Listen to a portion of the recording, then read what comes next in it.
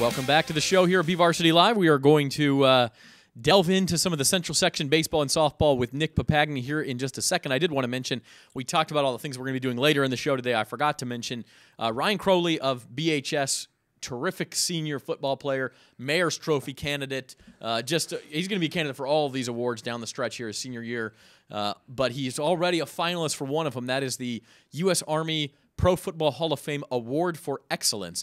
And Ryan was named one of the 25 finalists nationally for that award. That means he gets to go to Canton, Ohio for the Pro Football Hall of Fame induction ceremony this summer, where the winner of that award will be named. Does he need a personal assistant to go with him? You may want to ask him that. He's going to play rugby at Stanford, but first he's got that going on.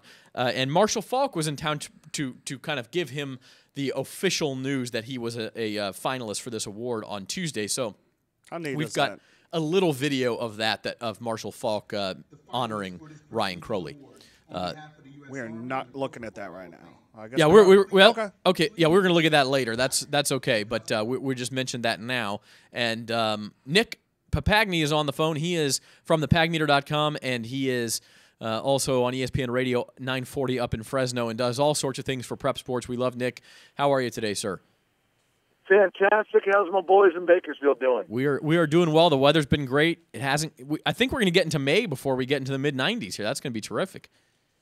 Unbelievable. It really. Remember those years where some of those playoff games it was 104.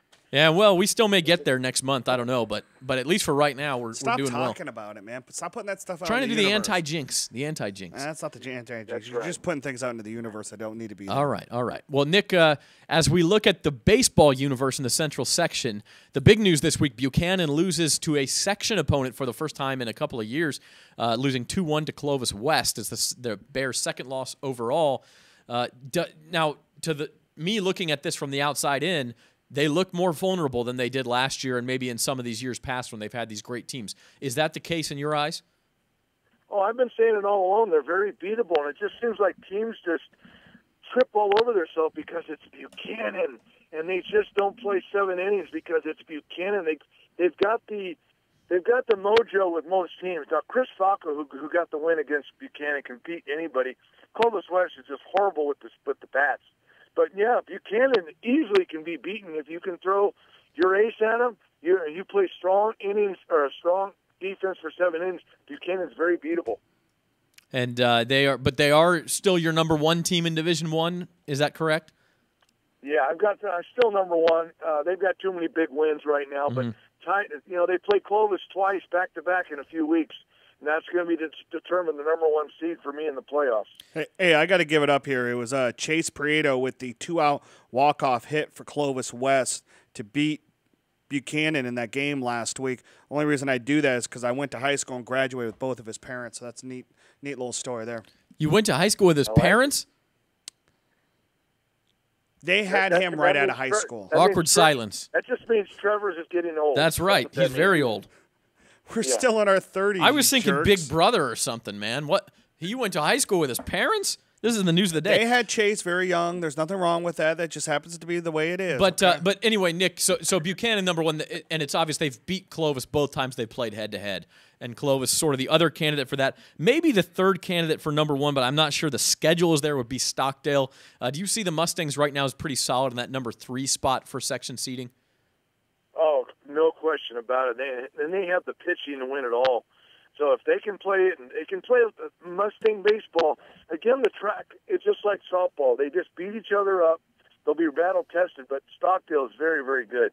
And the funny thing is you watch right now. You see Buchanan losing this game to Clovis West, and Stockdale has lost one game within the section. That was to Liberty.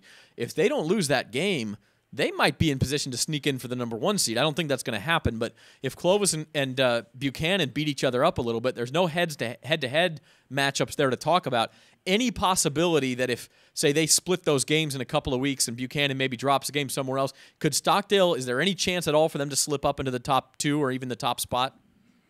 I think they easily could be the number 2 seed because I could see the CIF giving the track 1, the SWIL 2, and then have the track number, the second place team battle Stockdale, which is going to be, it could happen. But yes, I easily could see Stockdale. They got to run the table and do it effectively, no doubt about it. Well, and here's the thing too: is it's much like in basketball with baseball and softball now with one side only. Is that two's important, three, but one is not really. Yeah, two is the important factor. If you're 1 or 2, you're set. If you're 3, you're not happy about it. You got to go onto the road in the semifinals. Exactly. So, and then Stockdale last night beat Frontier 9-0. Sean Mullen came out after just 4 innings, a 2-hit ball against the Titans. They brought in a freshman in only his second game, 3 innings shutout. Sean Mullen's dad, Sean, same name, said he looked at me, he goes, this kid has a splitter. I can't teach a splitter. I can't coach a splitter. It's just natural. And so, if you throw that into the fold when they don't need Zach Rundle, if Zach Rundle throws 1 game and that kid comes and throws another, or they throw 2 innings in relief, oh boy. Well, and if you got to call in a freshman in the playoffs, maybe you're in some hot water, but just the fact that Mullen is able to come out after 4 innings, that's the advantage Stockdale has. You don't have very many games like that in the track where you can save some bullets in those arms for the next month, where Sean Mullen may be the freshest ace of the bunch once Stockdale hits the playoffs. Well, and you also got to put in Kate Sheedy and obviously Alejandro Murillo in there too. Much like Clovis North has an abundance of pitchers, the thing is that what Stockdale does that Clovis North doesn't do, what do, Nick? Well, they play defense better than Clovis North. And they hit the ball. Yeah, well, as we talk about dark horses, the 2 names I was going to bring up, if it's not one of these kind of obvious 3 favorites in Division I, Clovis West obviously showed they're capable of beating anybody, especially when they've got their ace on the mound. And then Clovis North is the other one. Trevor mentioned they got so much pitching that they're going to be in every game. Is there anybody else besides those 2 you'd throw in that category, Nick? Well, around here, and that's the key. I think if you look at Buchanan, they got 3 sophomore pitchers. Their closer's a sophomore. Can they swing the bats? And Clovis is a team you really got to be careful for. And they got pitching and they can swing the bats. But if you look at both, the track is just flat out just better than the SWAL. Sorry, guys, it's terrible. It's a fact. Yeah, it's a well-known fact. When you play 1 game in 7 innings, I don't care where they play, anything can possibly happen. So just because the track's a better league. And then you got, throw Bullard. Bullard might knock somebody off. I was going to ask about Bullard. Yep. Bullard is a shaky team they just can't swing the bats, but they got 2 little lefties. They look like they're 5th graders, and they throw about 40 miles an hour, and they sometimes are tough to hit. So it's like Zach on the mound. Exactly. Yeah, there you go. Hey, I've got a nasty split finger myself. Nick, let's move on to Division II. And I apologize. I'm trying to bring up your rankings. I'm having trouble here. But what is the story in Division II at the top at this point? Well, I think Division II right now, Redwood is my number 1 team. If you look at, I'm trying to think who's hot right now. Sanger, Fresno, Sunnyside. Sunnyside. Those are the top 4 teams I think right now going in. El Diamante, who can beat anyone. To me, that's my sleeper team, because they have beaten some big teams. They show up, they can beat anybody. But I think Sanger, keep an eye on them. They can flat out pitch. Can they hit? But Redwood can flat out hit the ball. That's the best offensive team in Division II. And here's another thing. We always talk about this year in and year out. Tehachapi 10-0 in the SYL right now. If they can run the table and beat Independence and Ridgeview and stay undefeated in league, that's probably the hardest place for anybody to play on the road, is have to go up in the hill and play mountain baseball, right, Nick? That would be D3, correct? No, they're D2. They're oh, D2, they are D2. Yeah, I see them down here. Okay. I got it down because their schedule is just not really good right now. So I get that totally. And so they may not get home games if they get a double-digit seed. But it's funny to see that they're 10-0 in their league. If you're a number 4 seed or a number 5 seed, you don't want to see Tehachapi on the other side of the bracket in the first round. That's a tough game. No, not at all. And I think Division II is really a league. It's anybody can beat anybody. And I say the same thing. Division III is that's the league that's most even division I've seen of all of them. Okay, let's move on to D3 then. Tell us a little bit about that. Well, Division III is Selma's beating up themselves. You got Garces who's had a few players quit. They're not the same team at the beginning of the year. So I would say going in, Selma was my team to look at. Porterville, the defending champs, what were they, like 11 or 12 or 13 seed, won it all last year. Right now I have them the number 1 seed. They just knocked off Tulare Western, and to me that's a big win for them. And what about the 2 and Highland, number 3. I was just about to ask you about them. I mean, those guys mashed the ball about as well as anybody in Kern County. I mean, Can they factor in? I mean, here we are, 19-3. They played Liberty really well. They actually beat up on them in the in a play-in game at the South Central Classic, and then Liberty came back and beat them in the championship game. But that's a team that can 1 through 6 really hit the ball, and then Blake Grider and Chase Morales have been really good pitchers for them as well. Do you see the Scots as a player in D3?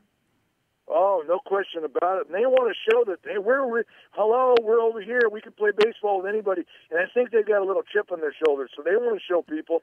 Just like for me, I think Garces is still presentable.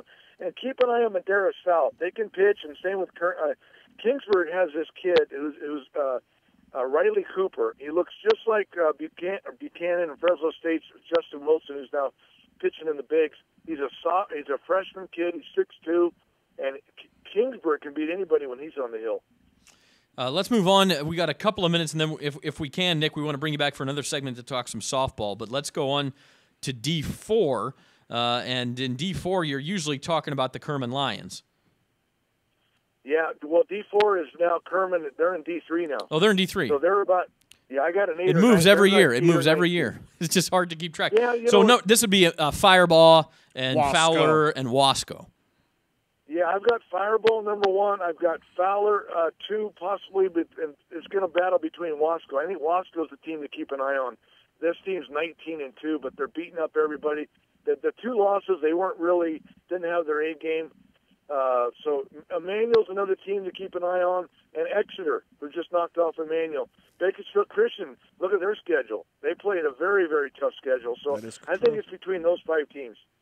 And then real quickly, if we can go through D5 and D6, just a couple of teams to look out for. Let's see, D5, I think Sierra or CBC and D5 is definitely going to be playing at Rawhide. It's just a matter of who they play. And D6 is pretty wide open. Sierra Pacific, you got Sierra High School. So that's pretty wide open. Division 6 would not be surprised. There's 2 teams we're not even looking at. And just to remind folks, the section finals are back at Rawhide Ballpark in Visalia, and thankfully not being played on Memorial Day this year, back to the weekend. So that's great for you guys, for track people, right?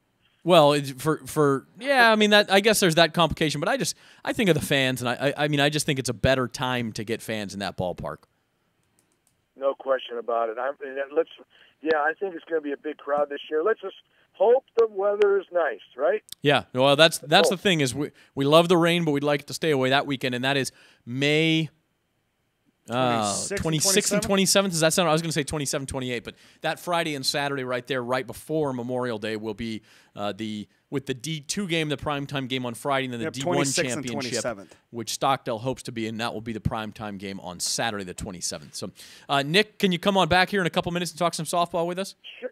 Let's do it. All right, let's do it. We'll be back on BVarsity Live with Nick Papagni right after this.